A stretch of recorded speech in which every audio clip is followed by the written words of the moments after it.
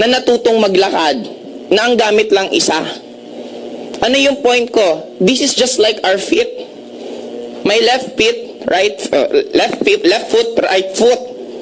The moment mag-step ako, step left, step right, step left, step right. Ano nangyari? Nag-aabante ako atras. And this is very important po sa atin.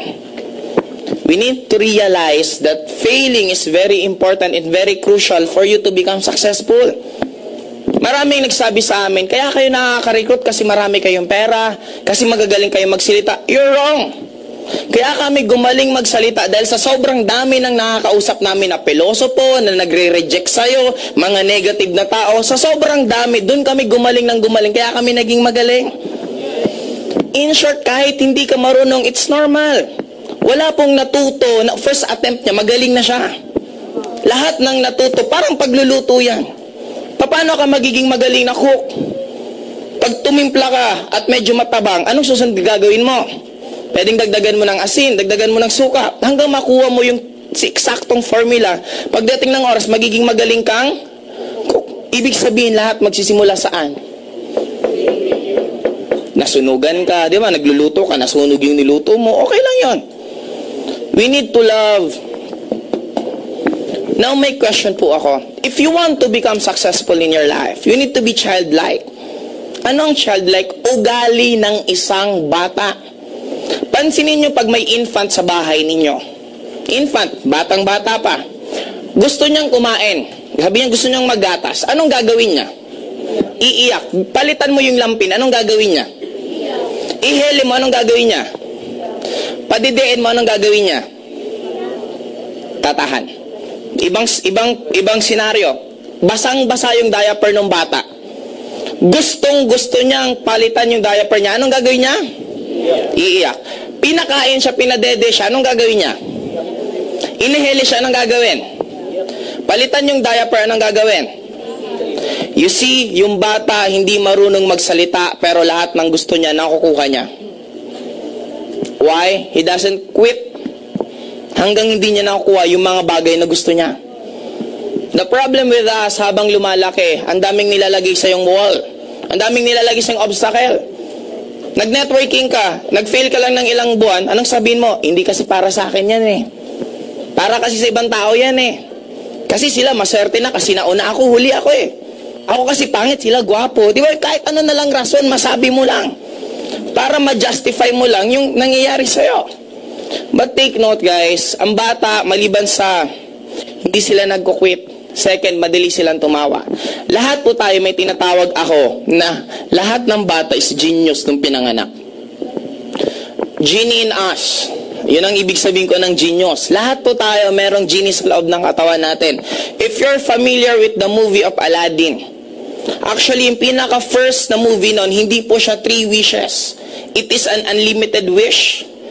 Now, pansinin mo, pag meron kang gusto na isang bagay, saan ba nagsisimula lahat? Sa utak mo. Gusto mong kumain ng egg sandwich. Iisipin mo, masarap kumain ng egg sandwich. Now, I have 2 choice. Bibili ng egg sandwich or magluluto or gagawa ng egg sandwich. Now, pansin mo maya-maya, kumakain ka na ng egg sandwich. Ibig sabihin, saan siya magsisimula lahat? Your thoughts. Kaya lang, we are the victim, again, of tinatawag ng social conditioning. Sa school, anong tawag? Is number 1, anong tawag pag cheating? Masama, hindi. After mo graduate, nagtayo ka ng isang negosyo at nag-hire ka ng accountant, nag-hire ka ng engineer, nag-hire ka ng lawyer, ang tawag po dun is cooperation. Now, anong pagkakaiba ng cheating sa cooperation?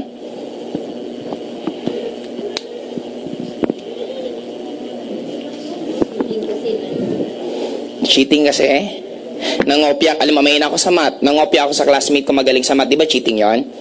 Oh, wala akong alam sa accounting. Nag-hire ako ng accountant, siya yung gumawa. Di ba cooperation yan? Di ba pareho din yan? Now, bakit kailangan i-separate yung mga galing ng kada isa para lalong hindi ka maging magaling? Kasi ang pinakamabilis na way of progress ng learning is magsama-sama kayo. Pag naghiwa-hiwalay kayo at magbibis ka lang sa sarili mong galing, walang mangyari. Itong building na to, nagawa ba to dahil sa isang valedictorian? Dahil sa isang cum laude? No. Nagawa tong building na to dahil sa architect, dahil sa engineer, dahil sa electrician, dahil sa laborer. Ibig sabihin, iba't ibang tao ang nag-combine bago mabuo to. But anong ginagawa dito?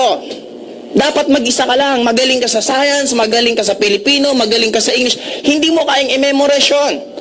Bakit nga? May teacher ba na siya ang teacher sa lahat ng subject? O yung teacher nga hindi niya ma-memorize lahat, tayo pa expect na i-memorize lahat? Guys, sometimes, you need to wake up. Don't ever do things dahil lang sa nakalakihan mo. Don't ever do things dahil yun ang sinabi sa'yo. Sometimes, it's not bad to analyze things. Tama ba ginagawa ko or hindi? Ang dami sa atin na ito ang ginagawa. Para tayong zombie. You don't analyze anymore. Tayo ang pinakamagandang creature sa buong world. Hindi po tayo hayop na hindi tayo pwedeng mag-isip. We can analyze things. Ang hayop, ang alam niya lang, kumain, matulog, kumain, matulog. Hindi po tayo hayop. And wag po sana natin gawin na kung anong ginagawa ng karamihan, yun na lang susundin mo. Wala pong masama kung i-analyze mo kung tama ba or hindi ang ginagawa mo. Ang daming tinuro dito, question. 50% man lang ba ng napag-aralan mo sa school nagagamit mo ngayon? Halos nang ginagamit mo, yung natutunan mo lang ng elementary. Magsulat, magbasa, actually sometimes it's already enough. Paulit-ulit lang naman yung subject, nag-iba-iba lang. Di ba yung civic kultura, nagiging history, di ba? Pero pareho lang naman.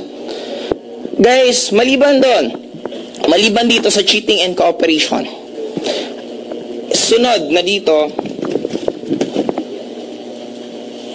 obedient. Tinuro sa atin maging masunurin. Ano yon? May isang kasabihan. Ako naging victim din ako nito nung nag-aaral ako. Matigas po ulo ko. Pag feeling kong tama ako, in-argue ko teacher ko. Sinabihan ako. Alam mo, kasi may isa akong teacher, galit na galit ako sa kanya. Pinagsabihan ko siya ng pinagsabihan, sir, mali ka, ganito, ganito. Galit din siya sa akin. Sinita ko ng isang teacher, pinagsabihan. Hindi man sinita, in-advisean ako. Alam mo, Joseph, kahit tama ka, teacher yan, wag mong kontrahin. Kasi mali yun. Imagine mo ganun na logic. Mali na nga siya, hindi mo pa siya kukontrahin. Kaya lang pansinin mo, pag kinarer mo ng todo, ang lahat ng tinuturo sa school, you will be a great.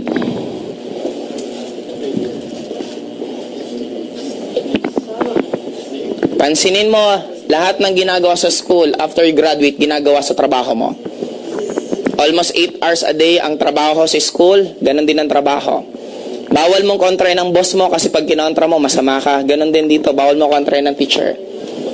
Hindi mo na dapat pag-aralan pa yung ibang bagay kasi pag pinag-aralan mo yung ibang bagay, baka matuto ka, guyahin mo yung negosyo niya. Kaya di ba may separation sa job? May iba kang gagawin na hindi mo alam yung ibang gagawin, hindi rin nila ibang gagawin para hindi ka magkaroon ng conclusion na automatic, pwede mo palang gayahin yung ginagawa niya, automatic, pwede ka rin pala magtayo ng ganung klaseng negosyo. Kaya lang sadya siyang sinosuppress. Bakit? Para you're so busy. May tanong lang po ako. Sabi ko nga po sa inyo, oy, dumi. Ano yun? Meron ba ba? Ano yun, itim? Meron ba? Uy, pahingin naman ng tissue. Well, ayan, isipin nyo na lang ako, si Nora Honor lumipat lang dito. Okay. Ngayon, nawala tuloy ako. Yun. May dalawang klaseng alipin noon. Ayun, thank you po, sir. Hindi nyo pa naman to okay. Malay mo siningahan eh. Anyway. Anyway, ganito guys.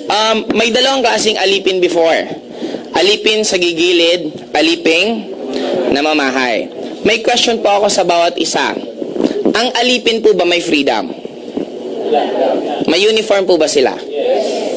Okay. Ngayon, meron po ba silang savings? Halos wala rin. Ngayon, second question.